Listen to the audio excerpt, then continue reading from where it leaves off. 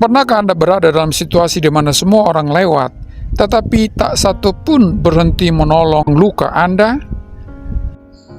Mungkin bukan luka fisik, tetapi luka batin.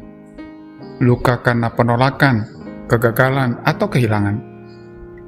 Dunia kita dipenuhi orang yang terluka, namun sedikit yang benar-benar berhenti untuk peduli. Yesus mengajarkan bahwa kasih sejati tidak cukup hanya dalam kata-kata. Kasih sejati itu menyentuh luka. Dalam Lukas pasal 10 ayat yang ke-34 berkata, "Ia pergi kepadanya, lalu membalut luka-lukanya. Sesudah ia menyiramnya dengan minyak dan anggur. Kemudian ia menaikkan orang itu ke atas keledai tunggangannya sendiri, lalu membawanya ke tempat penginapan dan merawatnya."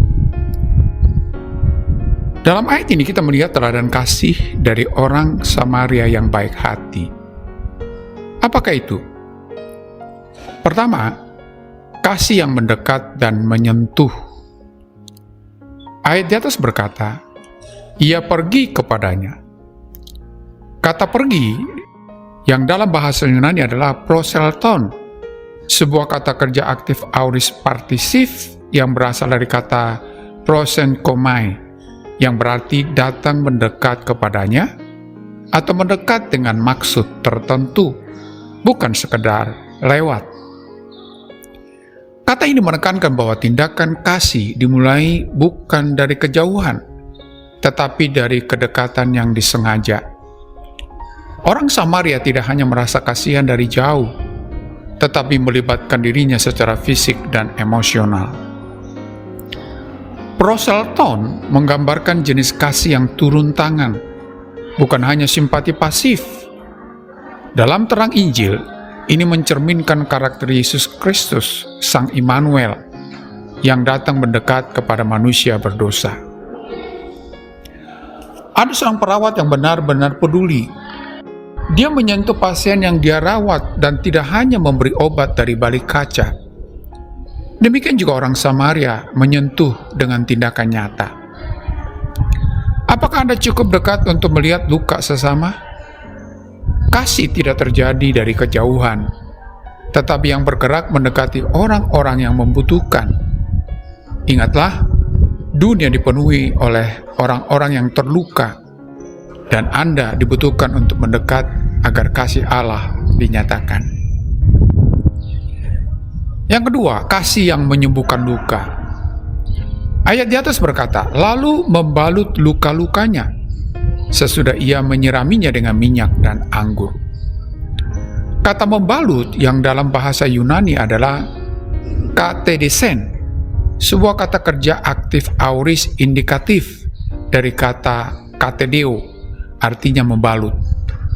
Hal ini menunjukkan tindakan sekali waktu yang dilakukan dengan kesungguhan dan penyelesaian.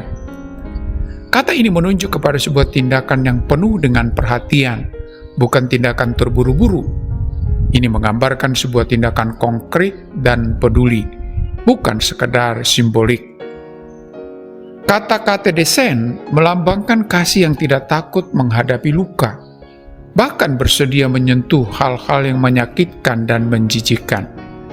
Ini adalah gambaran dari kasih Kristus yang bukan hanya melihat luka kita, tetapi juga menyentuh dan menyembuhkannya.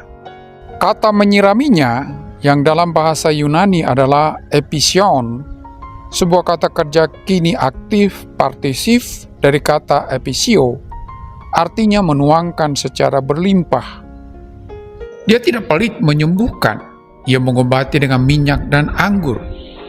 Minyak melambangkan kelembutan, penghiburan, dan anggur sebagai antiseptik, lambang pemurnian dan kasih yang menyucikan.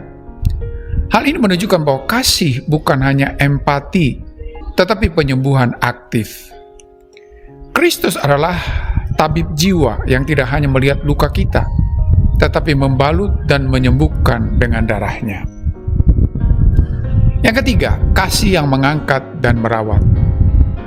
Ayat di atas berkata, "Kemudian ia menaikkan orang itu ke atas keledai tunggangannya sendiri, lalu membawanya ke tempat penginapan dan merawatnya." Kata menaikkan yang dalam bahasa Yunani adalah epibibasas, sebuah kata kerja aktif aorist partisip dari kata epibibaso, artinya telah menaikkan dengan kekuatan. Hal ini menunjukkan bahwa kasih rela memikul beban sesama.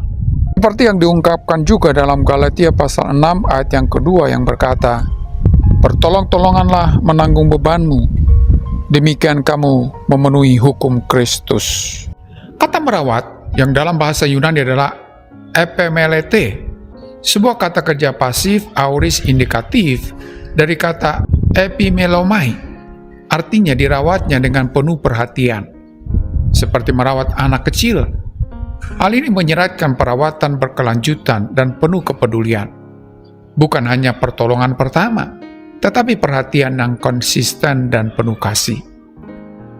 Orang Samaria ini tidak hanya menyelamatkan, tetapi juga melanjutkan pemeliharaan.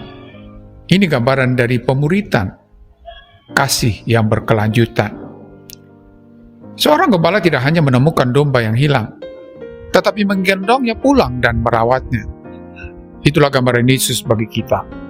Kita dipanggil bukan hanya untuk menolong cepat, tetapi merawat hidup orang lain secara mendalam dan konsisten.